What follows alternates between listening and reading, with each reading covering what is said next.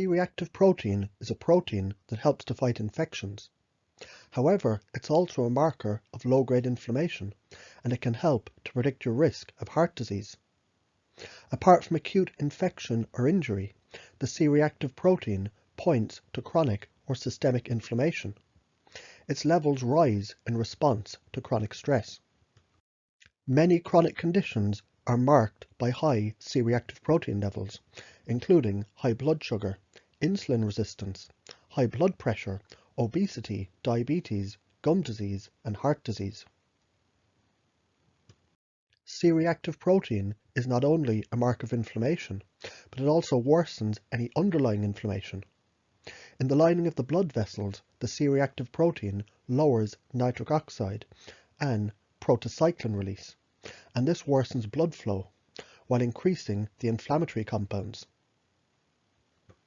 Research has found that in monocyte macrophages, C-reactive protein increases reactive oxygen species and pro-inflammatory cytokines, and this worsens oxidative stress in the body.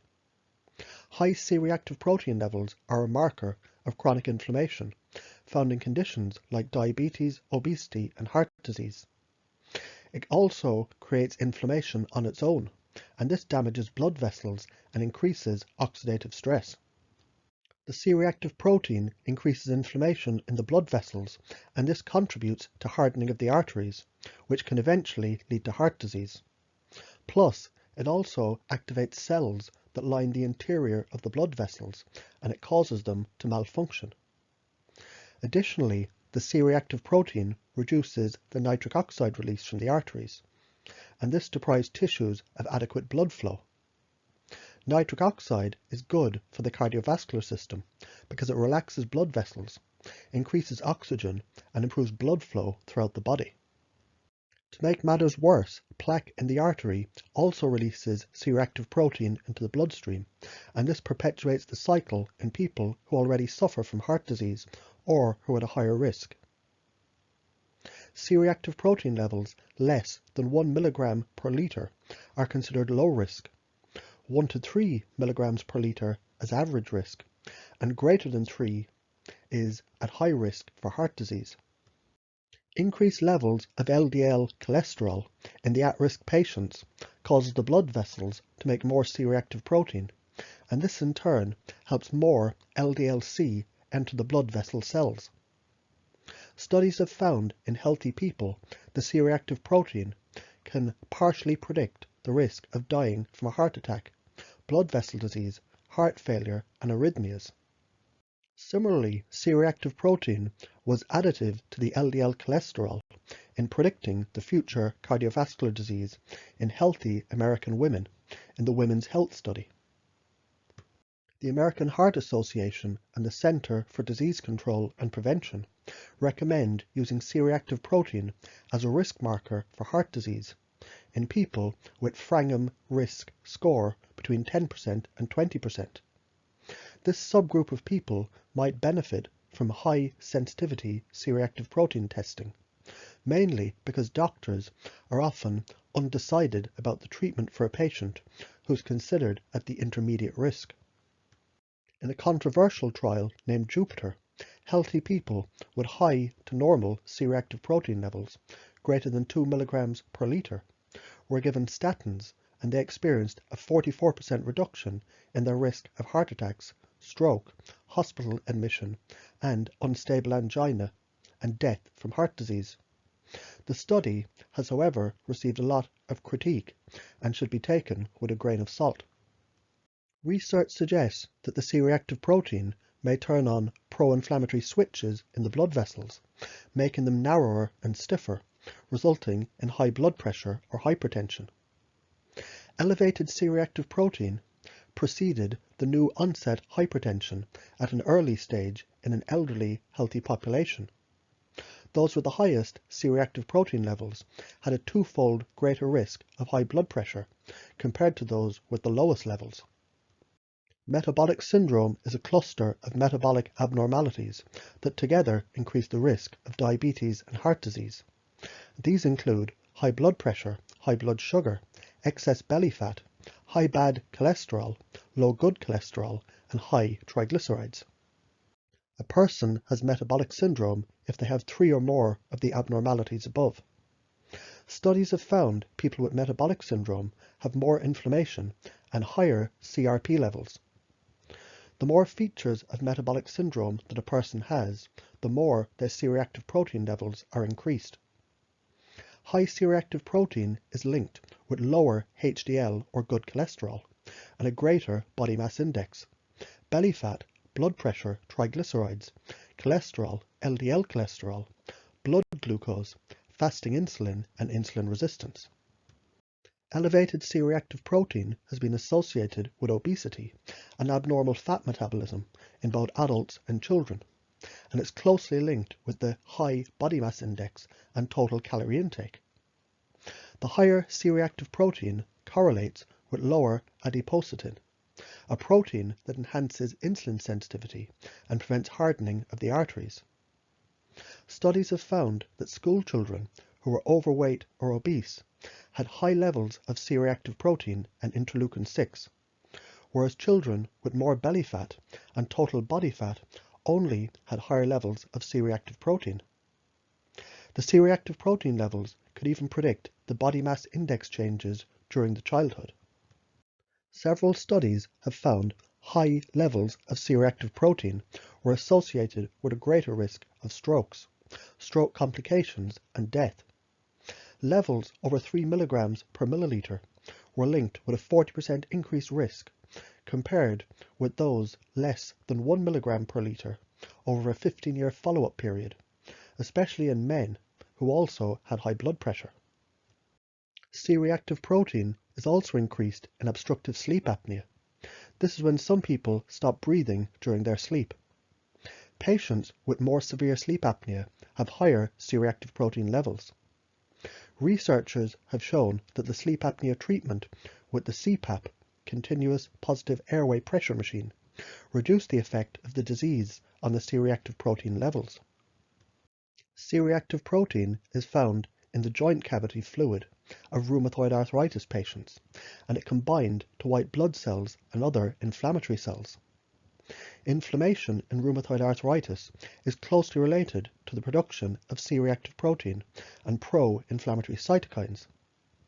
In patients with rheumatoid arthritis, higher C-reactive protein is directly linked with worse symptoms. Scientists have found levels of C-reactive protein correlate with changes in inflammation, disease activity, tissue damage, and disability. High C-reactive protein has also been linked with hardening of the arteries and osteoporosis in people with rheumatoid arthritis. Some studies indicate that the C-reactive protein might be one of the best predictive markers of joint destruction and disease progression in early rheumatoid arthritis, and a strong predictor of fractures. Additionally, one study suggests that the way the C-reactive protein changes within the first 2 weeks of anti-TNF therapy can help determine the treatment's success. Studies have found high C-reactive protein levels in people with gum disease. The C-reactive protein tends to increase with gum destruction. A study found people with aggressive periodontitis had significantly higher C-reactive protein compared to those with localized aggressive periodontitis. The good news is the treatment of gum infections, whether by intensive mechanical therapy, drug therapy, or extraction, can significantly lower the C-reactive protein. People with inflammatory bowel disease might have a higher C-reactive protein, but it's not always the case. A meta-analysis suggests the C-reactive proteins of less than 0.5 can exclude irritable bowel disease in patients with IBS symptoms. In one study, higher C-reactive protein before diagnosis was associated with a greater risk of Crohn's disease and ulcerative colitis.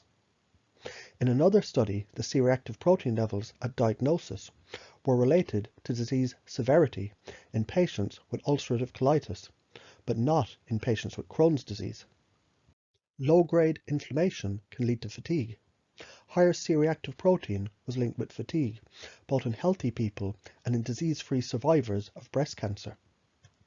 low-grade inflammation has been linked to depression. Several studies found a significant association between increased C-reactive protein and depressive symptoms.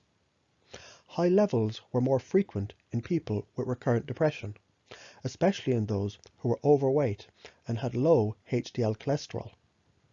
Studies have also found that C-reactive protein levels were linked with a history of suicide attempts in depressed patients.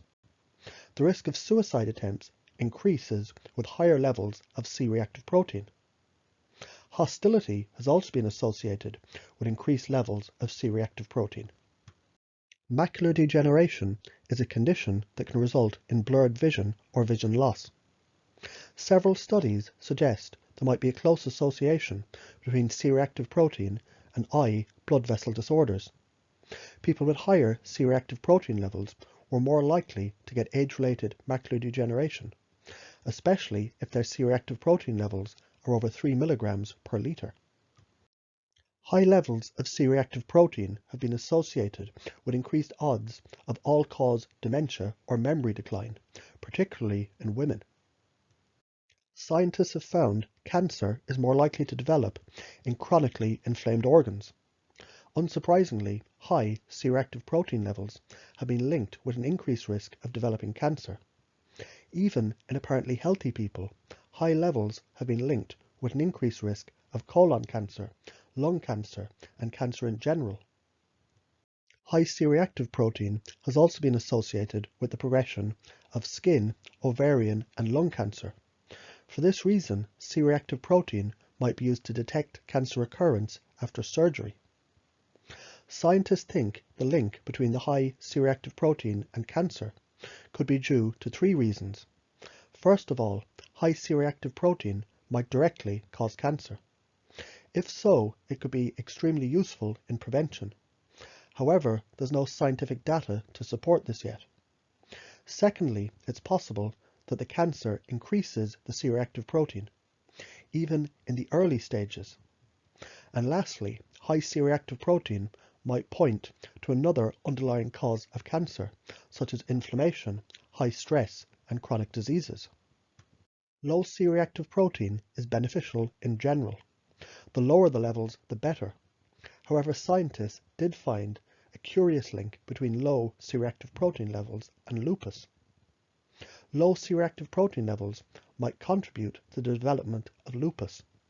This is because the C-reactive protein might protect against autoimmunity by binding to cellular waste and autoantigens, which help to clear the dying cells.